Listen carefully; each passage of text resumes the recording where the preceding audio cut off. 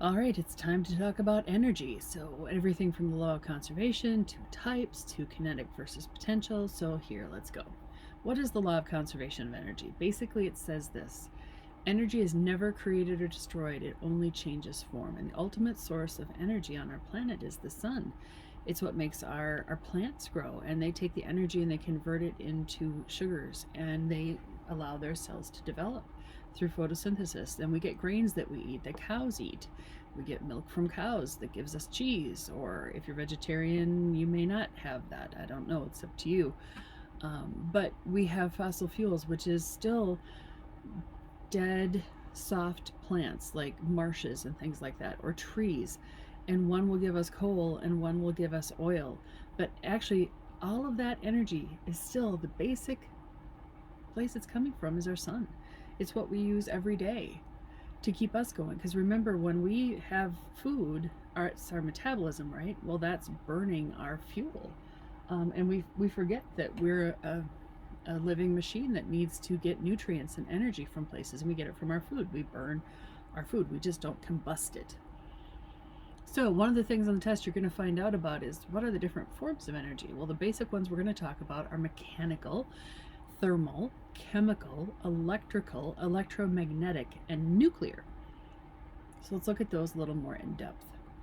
So, mechanical energy, and we're going to break this into potential and kinetic later, but is the energy of movement and or the potential to cause movement. So we'll break this one down into a pretty serious understanding and some math, fun stuff as always. But forms of energy, mechanical is a big one that we're going to talk about. So that's our movement. Next, thermal energy, that's heat. Really, how much are the atoms and the molecules vibrating? The more heat we add, the faster they move together, the more heat that's generated. We take our cells, which our energy comes from the sun, and then it goes in through photosynthesis to make plants grow, which we consume, which causes our metabolism to burn and allows us to move, to rub our hands together. We're converting mechanical energy into thermal energy. We're creating friction. We're using it and changing from one form to another to get heat. Heat energy, thermal energy is a big deal, especially right now in Minnesota when it's cold in the winter. Chemical energy. So this is stored in chemical bonds, the potential for that food. Chemical energy is oil. It's coal. It's the tip of your match head that you strike to get fire. It's our food. That's chemical. That's stored energy in food, just waiting for us to break apart those chemical bonds to be released to get the energy from it. Then we're going to go into electromagnetic, or light. That's part of the electromagnetic spectrum, right? But that has to do with wavelength. So if it's got a wavelength, we're really talking about a different type of energy. From, in this case, electromagnetic energy. So gamma rays, X-rays, ultraviolet, visible, what we can see, infrared, microwave, radio waves. And the difference of this, how we define what one from the other, remember, is their wavelength, their crest to crest or their trough to trough. The longer the wavelength in this diagram, the farther to the right. The closer they are together, farther to the left. Gamma rays are tight wavelengths. Electrical energy is the flow of electrons around a circuit. Through alternating current, AC, we can send electricity over very long distances. It's what comes into a lot of our houses. DC is a battery. It's called direct current, and we use that in, my mouse has a battery. It has to be recharged. It's rechargeable. My little dancing dog has to be recharged. It's got a battery inside of it. My remote control to turn the TV monitor on that I watch as I'm working on my computer. All of these things require batteries. The computer monitor, however, also requires AC to run the monitor. My computer requires, well, a current, so AC if it's plugged in, but if it's running off the battery, DC. And we need both. Now, some of you may not get your power from the lines if you're lucky enough to have like an autonomous system. If you're doing maybe all off the grid and you've got solar coming in, some of you may actually live in a house that bypasses these electrical systems and goes straight from the sun to the source, to your house. Nuclear. So nuclear is fission and fusion. Our nuclear reactors in Minnesota, we have two of them, one at Monticello, one Prairie Island. Monticello's pretty close.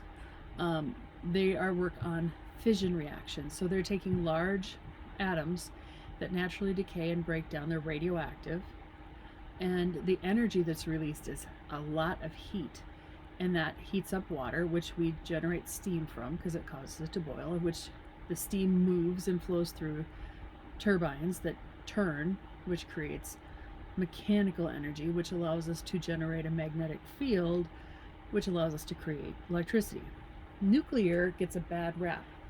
It's a pretty clean burning source of fuel. The problem is no one wants the radioactive decayed material, the nuclear waste, in their backyard. So that's the problem with it, is while you're using it, it's pretty darn effective. We have two of them here. It's where a lot of your electricity is coming from. And a lot of solar farms around here as well. So that's probably the future. But right now you need to know we do use nuclear. Now, nuclear reaction, you think of, okay, it's like the sun. The sun uses fusion, however, which is it takes small hydrogen, helium, and makes larger and larger elements until, well, it runs out of fuel, and then it expands and explodes and makes heavier.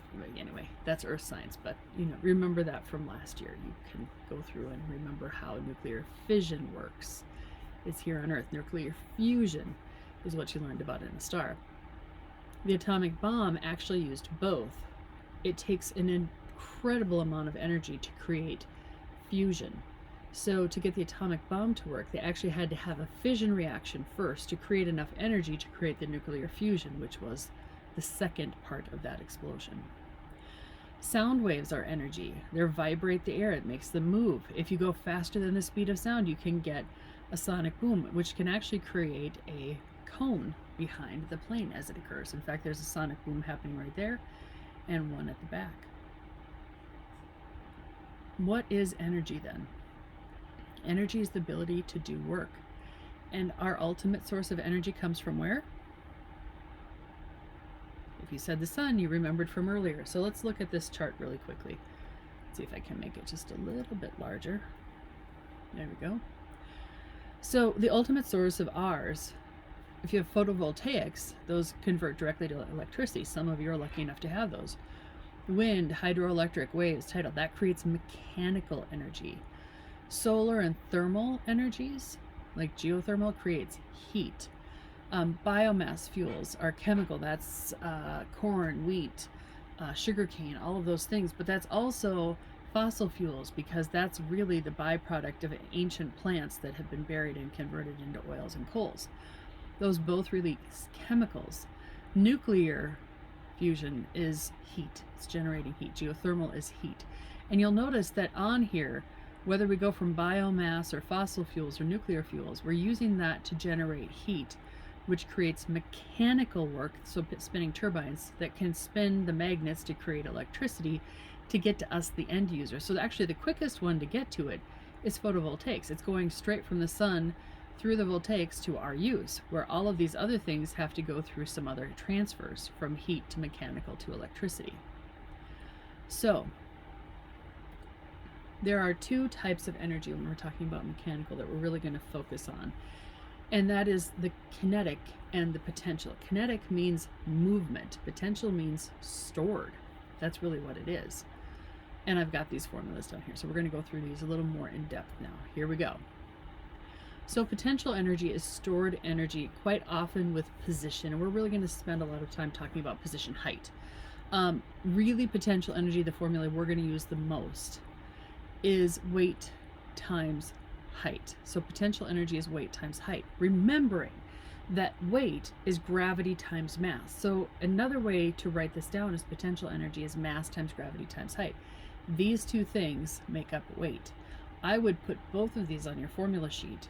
Potential energy is weight times height, or potential energy is mass times gravity times height, because if I was really mean and gave you mass and height, you'd need to remember that gravitational acceleration is 9.8 meters per second, and you need to multiply that by your mass, then times your height. But maybe I give you the weight in newtons, and then you just multiply it by height, and that's fine too. So there are more examples. I'm just going to give you a couple, okay? So 3 examples of potential energy that is energy held in readiness to be used. Any stored energy, that is. Elastic is like stretching and compressing a spring, stretching a rubber band back, pulling back the drawstring on a bow. You're creating tension that wants to spring back to its original position. And because of that, it's stored until you release it. Once you release it, it's kinetic. Chemical energy, like a match head, you're waiting to be struck, to be lit. Coal, oil, fuel, food, all of those things are chemical energies. A battery is a chemical energy. Gravitational potential energy is due to elevation. The higher up you go, the greater it has to fall. The farther it has to fall, the more speed it can get. And so the higher up you go, the greater your gravitational potential energy is. So height is a big deal with that. And we'll talk about some of these stored with elastic, and we'll show you an example in just a minute.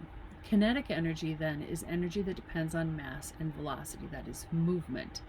Its unit is in joules, okay? So kinetic energy is 1/2 mass times velocity squared, or KE, kinetic energy, is 1/2 mv squared. You could also have written this as, if this helps you, mass times velocity squared divided by 2. That's completely fine too. However it works the most in your head, 1/2 mv squared, so 0.5 times that, or just know that that's divided. I don't care which way you do it, but you should put it in your formula sheet. So kinetic energy is the energy of motion.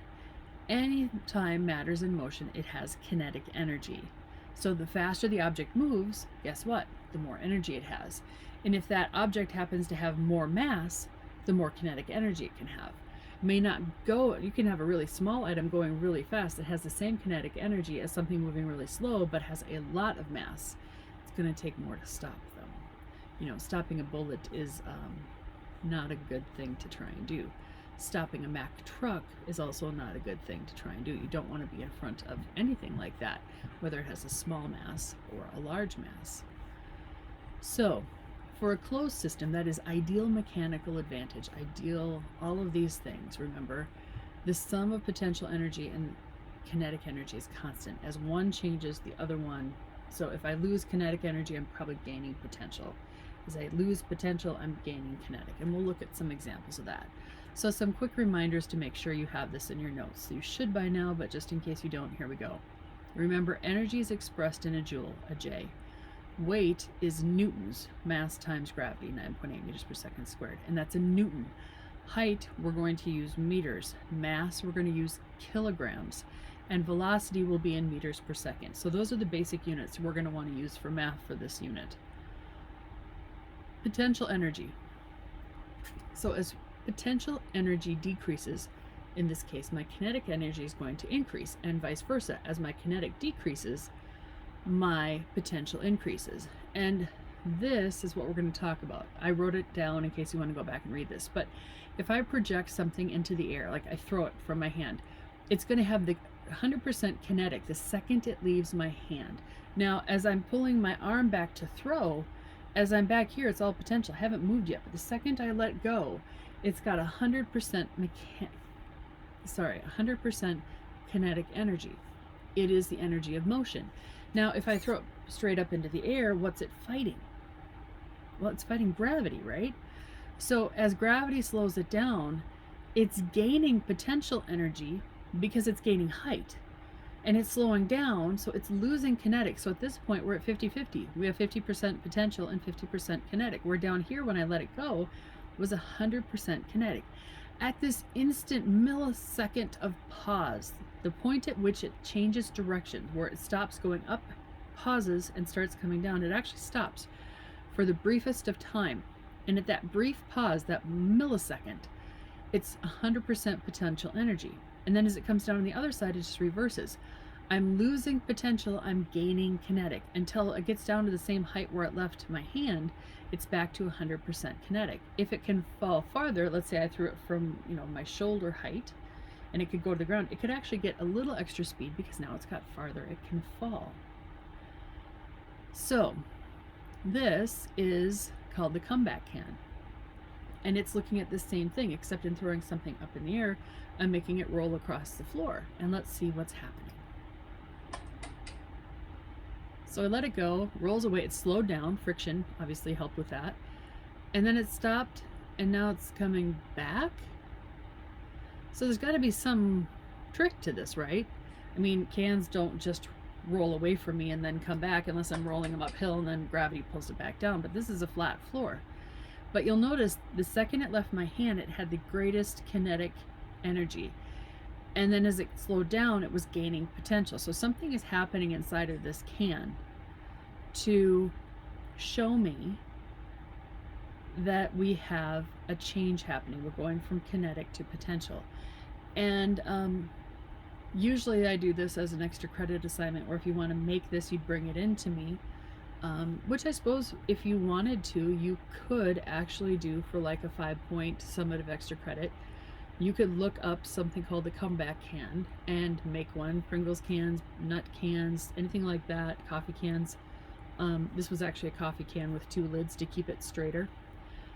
If you can figure out how to make one of these, and you wish to do that because you like to engineer things, and you take the time to video it and show me, I need to see you, I need to see the can, I need to see you launch the can, have it go away from you and come back, and you're not using a hill.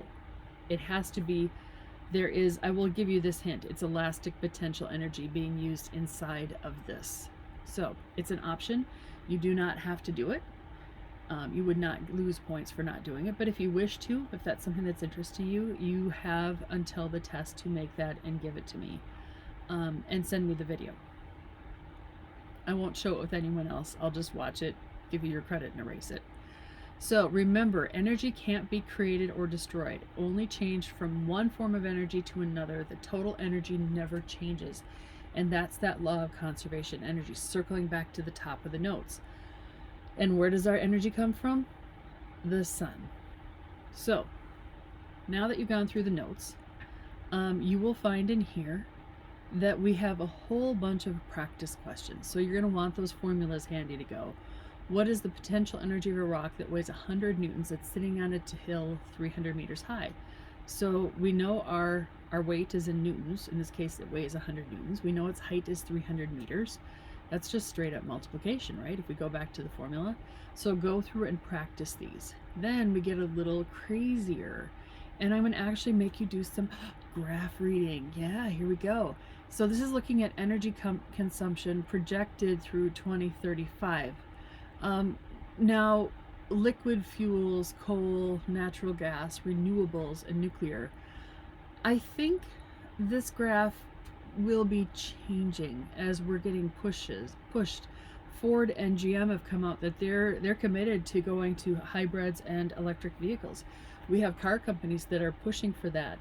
I think in our lifetime, you will probably not see a gasoline engine. I know it's being discussed in Washington. We'll see what happens. That they're talking about putting in the infrastructure. I have a hybrid. It gets great mileage. I didn't get an electric because right now we didn't have enough infrastructure that I felt comfortable with it. But I think the next time I go to buy a car, it may just end up being all electric. If they would just continue to work well in cold weather and there's places to plug them in, if I could plug in my car when I'm at, let's say, work, and I had a place to do that, then an electric car makes a lot of sense. I think we'll see that, but I think you're going to see some of these uses changing, because when we get into renewable energies, we'll talk about the fact that there are only so many reserves of coal and natural gas and oil. And the thing is, just a little precursor, what you need to know is we need our petroleum for things other than running our cars. We need it for our medications. We use it for our plastics. A lot of the stuff that we use in our world has a demand for that. And so we want to save that for things that we use. And if we've got another alternative, maybe that's something we're looking at. Again, I can't predict the future. I just need you to know that this is something being discussed. So it's something that will impact your life one way or the other. Whether we move to that or not remains to be seen. But it's choices. Well, we know we're moving to it because we have, I mean, there's advertisements on TV where GM and Ford are coming out and saying they're going towards electric. So read that graph. What's the main source of energy in 1990? So we're going back to here. Look for the highest one. In this case, the highest one is liquids in 1990. They're still projecting that in 2035, but again, this may change. This graph may change. We'll see. But renewables have steadily increased. But read the graph. Here's one more graph to talk about. And one more. Make sure you read your units. Now, practice. Energy can be defined as the ability to do work. The main forms of energy are mechanical, heat, chemical, electrical, electromagnetic, and nuclear. Identify what's what. This is a waterfall, by the way. That's lightning storm. That's a baseball hit. That's a rainbow. That is somebody playing the violin. That would be an x-ray of your hand. What are those types? Match them up. More practice. What kind of chemical, heat, nuclear? So obviously there's probably going to be a test question on that, so go ahead and look at those. I'm giving you multiple attempts at this, so go for it. And this is more, get those formulas out. How much gravitational potential energy does it have? And some multiple choice, some math, some potential. So if you can go through this, that would be a good service to your test and your grade, because it's worth a bunch of points. Because it's kind of a bigger assignment, it's probably worth more than other things. So just potential energy, what's happening in the pictures, use them. Look at the question. This is a ball rolling down the hill, indicating motion, where this one, I thought I had another one. I have to go back and double check. I thought I had one. There should be a picture here. Apparently it didn't load. I will make sure that's in before you get to it, but that was a picture of a ball that was standing at the top of the hill, not moving. So one's moving, one's not. Potential versus kinetic. You guys get all that stuff. As always, if you need help with this, you just need to ask. That's what I'm here for. It's what I like to do, is to make sure this stuff makes sense to you. So please ask as you need help. And my hope is, ladies and gentlemen, that you watch the notes before you try to do this. Have a good day.